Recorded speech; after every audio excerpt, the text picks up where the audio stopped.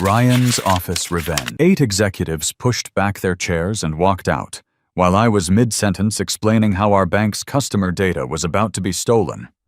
I wasn't even finished showing the second vulnerability when Colin Kellerman, our 38-year-old CEO, held up his hand like he was stopping traffic. "We're not going to sit here listening to doomsday scenarios," he announced to the room. Not to me. About me. Like I wasn't standing there with a laptop full of penetration test results showing exactly how hackers were going to steal 400,000 customers' financial information. The boardroom emptied faster than a fire drill. Patricia Walsh, our CTO, was first out the door, then the operations VP, then the compliance director. One by one, they filed out like I was presenting the weather forecast instead of a critical security breach that could destroy our bank. Within 60 seconds, I was alone in a conference room built for 20 people, staring at a projection screen showing screenshots of vulnerabilities that any halfway decent hacker could exploit in about 48 hours. My name is Wesley Harrison. Most people call me Wes. I'm 47 years old, and I've spent the last 22 years keeping computer systems safe, first in the Air Force, then in corporate America. When I tell you there's a security problem, it's not because I'm trying to scare anyone. It's because I've seen what happens when you ignore the warnings. I sat down in that empty boardroom, not because I was defeated, but because I needed to think. In the military, we had a saying, when the mission is critical and command isn't listening, you find another way to complete the mission. I counted to 30, pulled out my phone, and dialed a number I'd programmed 6 months earlier but never used. The FBI Charlotte Field Office Cybercrime Division. Special Agent Torres, how can I help you? I need to report an imminent cybersecurity threat at a financial institution. Management is refusing to implement required security measures. By 4 p.m. that same day, 7 of those 8 executives were sitting in a very different conference room, this one with federal agents, digital forensics equipment, and the kind of paperwork that doesn't disappear when you walk out. But let me back up and tell you exactly how a 47-year-old security guy with a spotless record and 22 years of experience ended up destroying an entire executive team with one phone call. Secure Bank. Financial services isn't one of those massive national banks you see commercials for during football games. We're a regional bank based in Charlotte, North Carolina. About 2,400 employees, 400,000 customers, the kind of place where people keep their mortgages, car loans, and retirement savings. Not flashy, but critical to a lot of families who trust us with everything they've worked for. My father was one of those customers for 30 years. Kept his checking account, savings, and small business loan there until another bank's data breach wiped out his credit rating in 2019. Took him 18 months to clean up that mess. That's when I really understood what we were protecting. Not just data, but people's entire financial lives. I joined Secure Bank 8 years ago as their Chief Information Security Officer. Good company, decent leadership, solid reputation. My job was straightforward. Keep the bad guys out of our systems and protect customer data. For the first 6 years, it worked exactly like it should. I had a budget, a small team of 5 security analysts, and management that understood cybersecurity wasn't optional. The work was challenging, but rewarding. We'd catch attempted breaches monthly, everything from amateur password attacks to sophisticated phishing campaigns. My team was good, experienced professionals who took pride in staying ahead of the threats. We maintained detailed logs of every incident, tracked patterns, and continuously updated our defenses. Back then, I reported directly to the previous CEO, a guy named Roger Matthews, who understood that banking was built on trust. Roger would sit through my quarterly security briefings, ask smart questions, and approve necessary budget increases without hesitation. "Wes," he'd say, I'd rather spend money preventing problems than explaining to customers why their savings disappeared. Those were good years. We had 0 successful breaches, consistently passed regulatory audits, and maintained security compliance scores in the top 10% of regional banks. The insurance company that covered our cyber liability actually reduced our premiums twice because of our track record. Then Secure Bank got acquired. Well, sort of. A fintech startup called Rapid Flow Technologies bought 55% of the company with plans to revolutionize traditional banking through aggressive digital transformation. That's corporate speak for move fast and break things, which is exactly the opposite of how you should handle other people's money. Rapid Flow brought in their own leadership team. Colin Kellerman became CEO. Young, ambitious, and convinced that security protocols were just obstacles slowing down innovation. Patricia Walsh took over as CTO with a philosophy that acceptable risk meant pushing boundaries until something actually broke.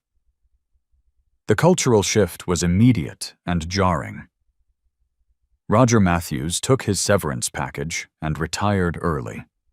The new team held all-hands meetings talking about disrupting traditional banking mindsets and embracing calculated risks for competitive advantage.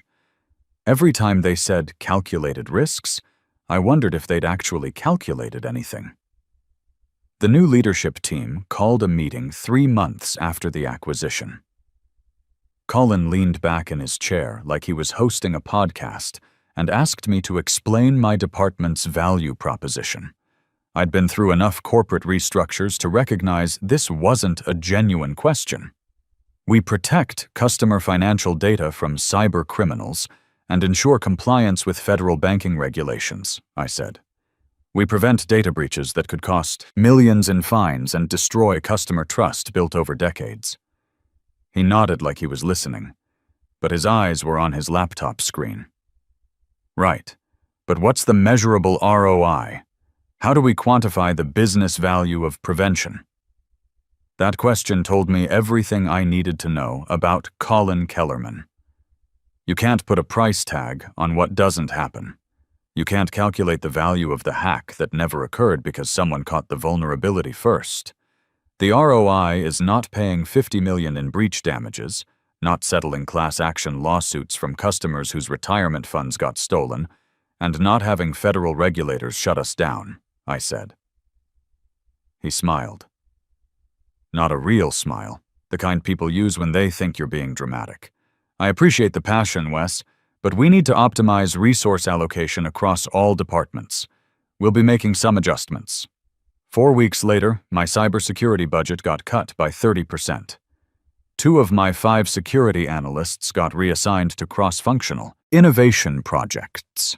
My vulnerability assessment budget, the money I used to hire outside experts to test our defenses, got slashed to almost nothing. I pushed back hard, wrote detailed reports explaining why these cuts created serious risks, requested meetings with the board, got polite responses that basically said, "Thanks for your input, we'll take it under advisement." That's when I started documenting everything. Not just normal security reports. Everything. Every meeting where I raised concerns, every budget request that got denied, every time leadership chose cost savings over customer protection. I created an archive on my personal computer. Emails, security scans, meeting notes, technical assessments.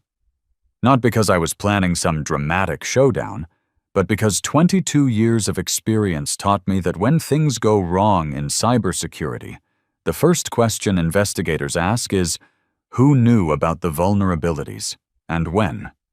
I'd learned this lesson the hard way during my Air Force days. Back in 2008, I was stationed at Ramstein Air Base in Germany, working on classified communications systems. One of my fellow technicians, a good guy named Steve Morrison, had identified a critical security flaw in our satellite uplink protocols. Steve reported it through proper channels, but the base commander decided the fix would be too expensive and disruptive. 3 months later, We got hit with a sophisticated attack that compromised classified communications for 6 hours. The investigation that followed was brutal. Every email, every report, every conversation got scrutinized. Steve had documented everything perfectly, so when the investigators asked who knew about the vulnerability, the paper trail was crystal clear. The base commander got court-martialed. Steve got commended and promoted. I learned that in the military, and in cybersecurity, documentation isn't just paperwork. It's proof that you did your job when everyone else failed theirs. The real problems, Secure Bank started showing up about 5 months after the budget cuts. Our security maintenance schedule began slipping. Systems that should have been patched monthly were going 3-4 months between updates. When I flagged critical vulnerabilities, I got responses like, "We'll address it in the next sprint," or "Operations can't afford the downtime right now." That's exactly how data breaches happen, not dramatically. Just a slow accumulation of small decisions where someone chooses convenience over security until the whole system fails. Our legacy firewall system was my biggest concern. Secure Bank ran 15-year-old network infrastructure that handled all customer transaction data. Old systems aren't automatically vulnerable, but they require constant monitoring and patching.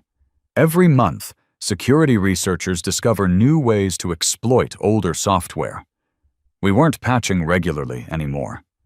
The update schedule I'd established had been optimized by the new management.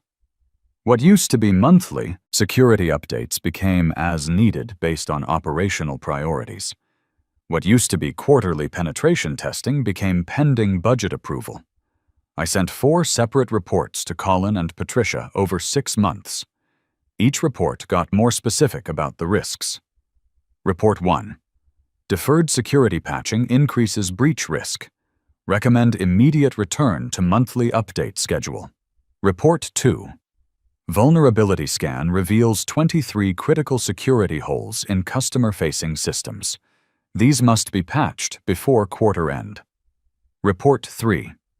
Legacy firewall system contains known exploits that allow unauthorized access to customer financial data. Immediate remediation required. Report 4. Failure to address identified vulnerabilities creates imminent risk of data breach affecting 400,000+ customers. The responses got shorter each time. We'll review next quarter. Operations is evaluating options. Your concerns are noted. By this point, I was working with a skeleton crew. My remaining 3 security analysts were good people, but they were overwhelmed trying to cover responsibilities that used to be handled by 5 people with proper resources. They'd stay late, work weekends, do everything they could to maintain our defenses. But you can't secure a major financial institution on willpower and overtime. 6 months ago, I did something I'd never done in 22 years of cybersecurity work. I hired an outside consultant at my own expense. His name was Gary Hoffman, a former FBI cybercrime investigator with 25 years of experience. I paid Gary $2,400 out of my own pocket to spend 2 days conducting an independent security assessment of our systems. Gary was thorough, professional, and brutally honest. He spent 16 hours over 2 days testing our defenses, reviewing our policies, and analyzing our infrastructure. I gave him complete access: server logs, network configurations, security protocols, everything. His report was 18 pages long. The summary was brutal. This financial institution has multiple critical vulnerabilities that require immediate remediation. Current security practices are insufficient to protect customer data. If a competent hacker targeted this bank tomorrow, I would expect a successful breach within 72 hours. I printed that report, walked into Colin's office, put it on his desk, and said, "This is from a former FBI cybercrime investigator. Read it." He flipped through it while I stood there. Didn't actually read it, just flipped pages like he was checking a restaurant menu. "Wes," he said finally, I appreciate your diligence, but we can't run this business based on worst-case scenarios. Innovation requires accepting calculated risks. These aren't calculated risks, I said. These are ignored warnings. He handed the report back to me. I'm confident you'll handle this appropriately within your existing resources. That conversation happened on a Tuesday afternoon in October. That was 12 weeks before the walkout. 12 weeks of watching our security deteriorate while leadership pretended everything was fine. 12 weeks of doing what I could with limited resources while knowing it wasn't enough. 12 weeks of sleeping badly, wondering if tonight would be the night someone breached our systems and stole customer data. During those 12 weeks, I started having conversations with my remaining team about job security and career options. Not because I was planning to leave, but because I could see where this was heading. Good cybersecurity professionals don't have trouble finding work, and I wanted my people to be prepared if everything fell apart. Then came the morning that changed everything. It was a Thursday in early January. I got to the office at 7 a.m., grabbed coffee, and started reviewing overnight security alerts. Routine stuff mostly. A few failed login attempts, some suspicious email traffic that turned out to be legitimate vendor communications. Then I saw something that made my blood run cold. Our intrusion detection system had flagged unusual network activity. Someone had been probing our customer database access points. Not randomly, systematically, like they were mapping our defenses. I dug deeper and found evidence of reconnaissance activity going back 3 days. Somebody was studying our systems, learning our vulnerabilities, preparing for a coordinated attack. This wasn't amateur hour, this was professional-grade hacking. The attack patterns were sophisticated, rotating IP addresses, varied timing intervals, carefully crafted queries designed to look like legitimate system checks. Whoever this was knew exactly what they were doing and had probably done it before. I ran a comprehensive vulnerability scan and found what I'd been afraid of: 3 critical security holes that gave attackers direct access to customer financial records. Social security numbers, account balances, transaction histories, everything. The attack window was narrow, but real. Based on the reconnaissance pattern, I estimated we had 48 hours before they tried to exploit these vulnerabilities for a full data breach. I spent 2 hours documenting everything. Screenshots of the suspicious activity, network logs showing the systematic probing, technical analysis of the vulnerabilities, risk assessment of potential damage. This wasn't something I could summarize in a quick email. This required a comprehensive threat report. I wrote the most important report of my career. Not an incident report. This wasn't an incident yet. It was an imminent threat notification. Subject line: urgent, critical security breach, imminent, immediate action required. The email went to Colin, Patricia, and every department head. 3 short paragraphs. This morning, I identified active reconnaissance activity targeting our customer database systems. Analysis reveals 3 critical vulnerabilities that allow unauthorized access to customer financial data, including SSNs and account information. Based on attack patterns, I estimate 48 hours before attempted breach. 400,000 plus customers at risk. Federal banking regulations require immediate system shutdown and vulnerability remediation before resuming operations. This is an imminent threat requiring emergency response. I am available to implement protective measures immediately. I sent that email at 9:15 a.m. By 9:45 a.m., I had a response from Patricia Walsh. Emergency meeting scheduled 10 a.m., main boardroom. Attendance mandatory. When I walked into that boardroom at 10 a.m., 8 people were already seated. Colin at the head of the table, Patricia to his right, plus 6 other executives I recognized from previous security briefings. The compliance director, operations VP, legal counsel, HR director, and 2 facility managers. Nobody smiled. Nobody said good morning. The atmosphere was tense, like I'd done something wrong instead of identifying a critical threat. Colin just gestured to the empty chair. Wes, walk us through these concerns. The way he said concerns told me everything. They hadn't called this meeting to fix the problem. They'd called it to deal with me. I opened my laptop, connected to the projector, and started showing screenshots of the reconnaissance activity. Network logs showing systematic probing of our defenses. Vulnerability scan results demonstrating exactly how attackers could access customer data. Previous reports documenting my warnings about these exact security holes. This isn't a surprise, I said, standing at the front of the room. This is the predictable result of deferring critical security maintenance for 8 months. We've been operating with known vulnerabilities, and now someone's actively preparing to exploit them. I clicked to the next slide showing federal banking regulations. The FFIEC requires immediate protective action when cybersecurity threats are identified. We're legally obligated to secure customer data and document our response. If we don't, and customer information gets stolen, we face regulatory penalties up to 10 million plus lawsuits from every affected customer. Patricia leaned forward. What exactly are you recommending? Immediate system shutdown for affected databases until we can patch these vulnerabilities. It'll take about 8 hours of downtime, but it's the only way to prevent a breach. Colin laughed. Actually laughed. 8 hours of downtime on a Thursday? Do you have any idea what that costs?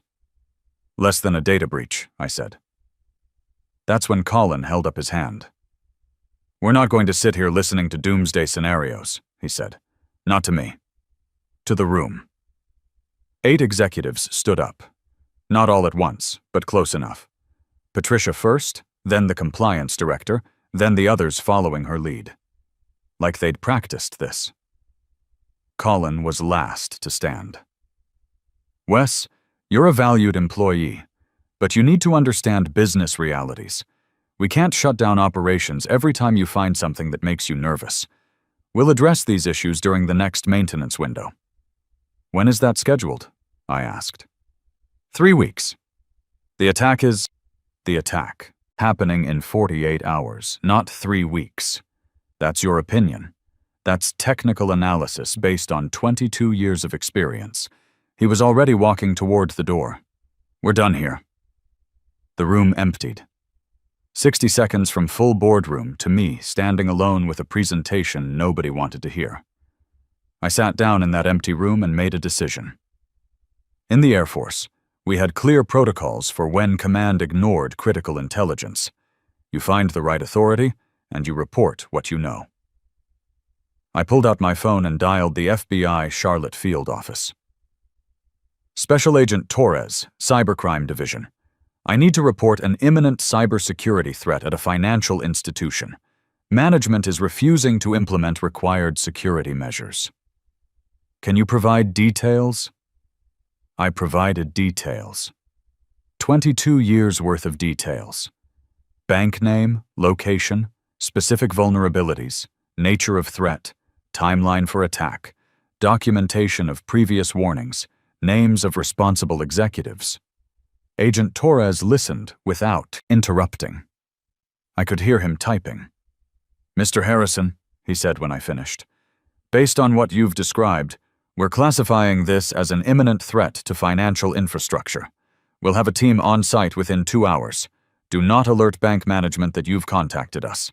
Understood. And Mr. Harrison, document your employment status carefully. If your employer retaliates for this report, that's a separate federal violation. Already documenting everything. I hung up and sat in that conference room for another 15 minutes. Not because I didn't know what to do next, but because I wanted to give them time to make the next bad decision. At 11:25 a.m., my phone buzzed. Email from HR.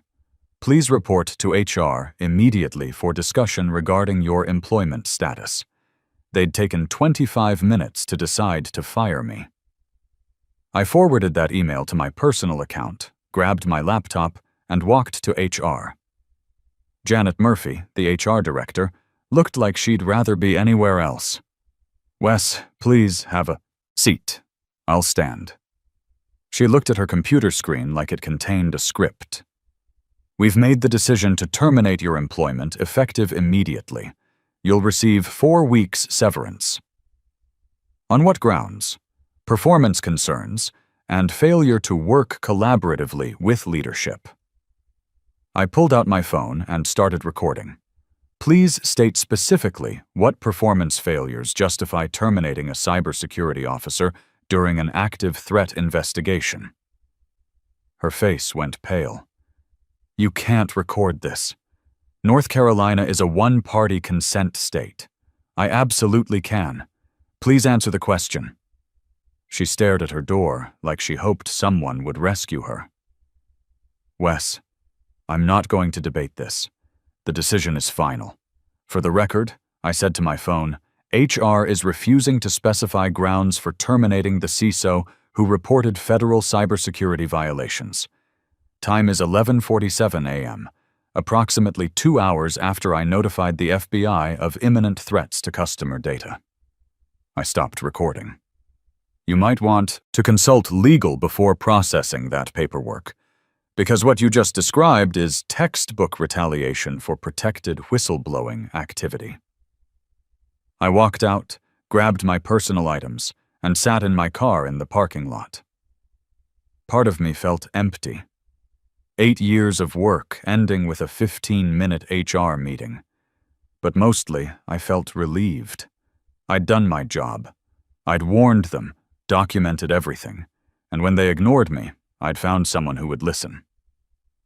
At 1:30 p.m., 3 unmarked sedans pulled into Secure Bank's parking lot.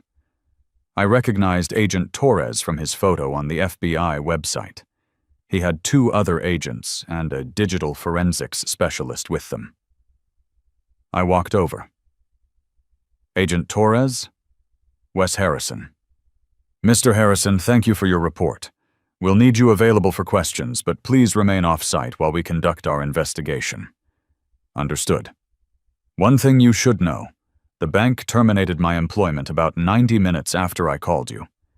He wrote something in his notepad. "Interesting timing. We'll be documenting that very carefully." The investigation took 6 hours. I sat in a coffee shop across the street and watched FBI vehicles come and go. At 3:30 p.m., I saw something that made me smile for the first time all day. Colin, Patricia, and 5 other executives being escorted into a Secure Bank conference room by federal agents carrying laptops and evidence bags. My phone started buzzing with texts from former colleagues still inside. "FBI is here. They're imaging all the servers. Colin looks like he's having a panic attack. They shut down the entire network. Someone said this is a criminal investigation." I didn't respond to the texts. Just drank coffee and watched justice happen in real time. At 6:15 p.m., Agent Torres called me. "Mr. Harrison, we've completed our initial investigation. I'm going to be direct with you. This is one of the most blatant cases of cybersecurity negligence I've encountered. We've confirmed the vulnerabilities you reported, plus several additional ones. Your team missed because of resource constraints. What happens now? We're opening a formal investigation. That means interviews with management, forensic analysis of all systems, and coordination with bank regulators. The vulnerabilities we've documented today represent willful disregard for federal banking security requirements. And the retaliation? Separate track, equally serious. Terminating a cybersecurity professional for reporting violations is a direct violation of federal whistleblower protection laws. That evening, I got a call from a lawyer representing Secure Bank. "Mr. Harrison, I understand there's been a misunderstanding about your employment. The bank would like to discuss immediate reinstatement." "What changed in the last 8 hours?" I asked. "Mr. Harrison, it would be beneficial for all parties to resolve this amicably. Here's what would be beneficial.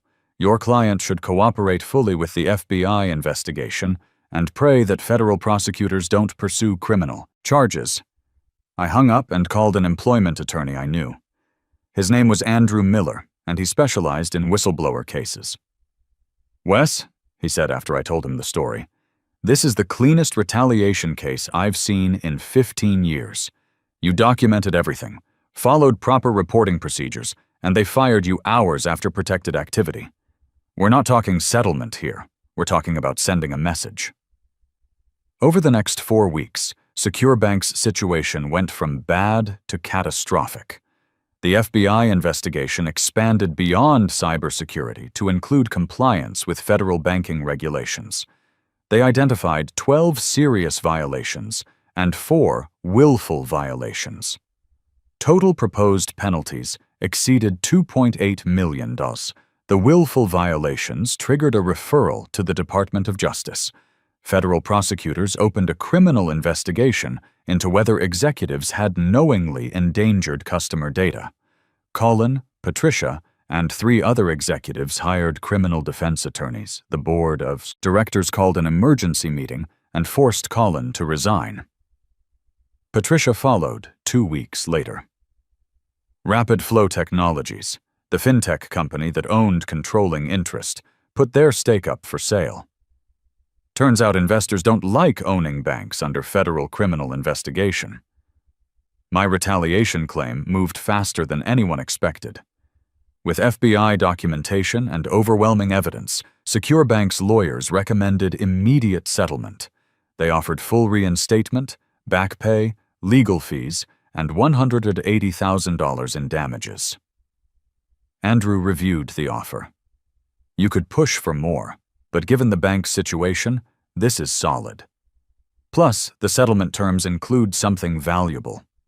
Secure Bank has to implement comprehensive security upgrades under federal oversight and hire additional cybersecurity staff with protected budgets."